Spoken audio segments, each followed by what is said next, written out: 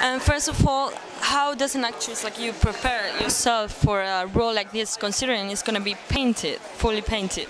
Well, we were given the original pictures of our characters. Mine had a stoop and a hunch, so it was sort of like that. So I walked around quite a lot like this, and that was it. Apart from that, you just approach it like any other role. My role is the gossipy housekeeper who is the lover of the doctor, and her role really in this film is that you boo and hiss when I come on the screen. And did you keep any of the paintings that were used for the footage of this film? No, but I must, because they very kindly offered us all a painting of our characters. So I will, but actually I'd prefer a painting of another character than myself. Which one? Self-portrait at the end. Because what's interesting is when you watch the film, you see the different painters. So there were 100 painters in it, but you can tell the different styles of each different painter when they come to do a scene. So you actually start to get your favourite painters, and you can see their work coming back again, or the period, you know, whether it's in his Starry Starry Night period, or whether it's in, you know, sometimes it goes into monochrome, but yeah, that's what I'd choose. That must be very interesting to see this film. I'm really excited about it. And were you a big fan of Van Gogh before filming? Or? Yes, I'd seen at the age of 17, I'd gone and seen the Van Gogh Museum and spent a few days there, and was always interested actually in looking at painting as an actress, particularly in theatre, of why when a form is like that. Sorry, it was my hubby. Hi, Papa.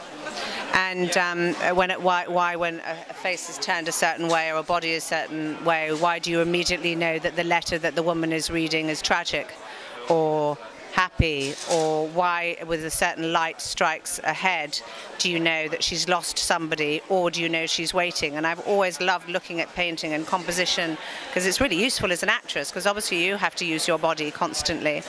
And so I'd seen his work like that, but actually, even though I've known his work then for 30 years, coming back now and seeing him again and understanding more about his death, actually he doesn't just become a tortured artist who suffered from mental illness. You realise there are two theories about his death, which I won't go into because I don't want to spoil it for viewers. But if one of them is correct, his self-discipline and his empathy for another person in order to protect them and to give them a life and to take the rap himself really ennobles him, actually, and he no longer becomes the tortured artist that just cuts off his ear for a prostitute and was, you know, sold the one painting out of 808 years. He actually becomes a really, really dignified, great man as well as a great painter, and I think for that alone it's an interesting film to watch. It is, and I'm looking forward to watch it, so thank you very much, and that's all. Enjoy it. Thank you. Okay, bye-bye. Dorota, before she chose Van Gogh, she knew that she wanted to paint a film because she used to be a painter and then she became a filmmaker, and she wanted to combine her two passions. And she actually read the letters of Van Gogh for the first time when she was 15. It was something that was very close to her heart, and when she decided that she was going to paint a film, she thought the best thing she could do was to tell his story by bringing his paintings to life, because in Vincent's last letter he says we cannot speak other than by our paintings, and so she took him at his word and brought his paintings to life to talk for him. And the other thing is that it's an incredible mystery story. You know, we're 127 years on, academics are still arguing over what really happened to Van Gogh, and so we thought that was good drama and people would be interested in that. Have you always been a fan of Van Gogh? And you look like him a bit. If you write a script for 4 years and you read 30 books about him, then you sort of start morphing into him. So if you look at pictures of me 5 years ago, I look nothing like that. So he's changed my life so in so many ways. What was the question? No.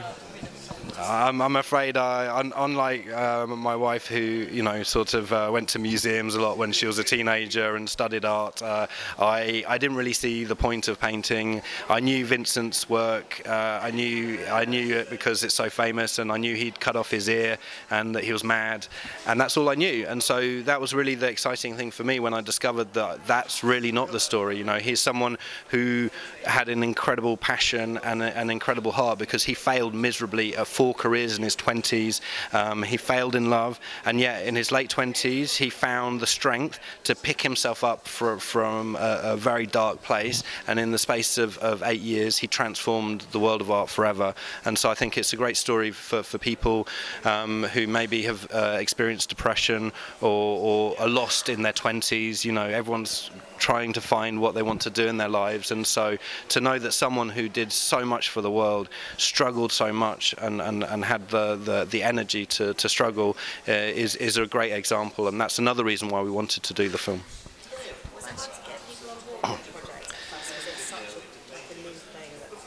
Well, it was pretty easy to get the artists, the painters on board, and also the actors on board. So in terms of the creative crew, they looked at our test and they're like, wow, we've never seen anything like that before. It's a great story. But in terms of financiers, it was kind of difficult, because we'd very often have these meetings when we're like, we really like your script and we think it's an interesting idea, but can you show us another film exactly like this that has been successful? And we'd have to say, there's never been one done like this before. But we think that that's why audiences are going to like it, because they're going to see in this media-saturated world something entirely new. While you were making it, did you have a moment of panic? Did you think, oh my God, he's up there somewhere, he's looking down and he says, guys, what are you doing to my paintings? Well, we obviously wanted to be very respectful to the legacy of Van Gogh, and we were very lucky that we're working with the Van Gogh Museum for the last 4 years, and so we tried to keep them happy. And I had a very big moment last week, because Willem van Gogh, the great-grand-nephew of Vincent, saw the film for the first time and he loved it, so I'm very happy about that. But I think that Vincent would really like the fact that we employed 125 artists, because no one would employ him. No one would buy his paintings, and we, employed people for 2 years in Poland. They came from all over the world, to come and join us on our production in Poland, from 20 countries, flying in from Japan and Australia, and it was an amazing experience, an amazing community of artists, and if nothing else, he would have loved that. Thanks, guys. Okay.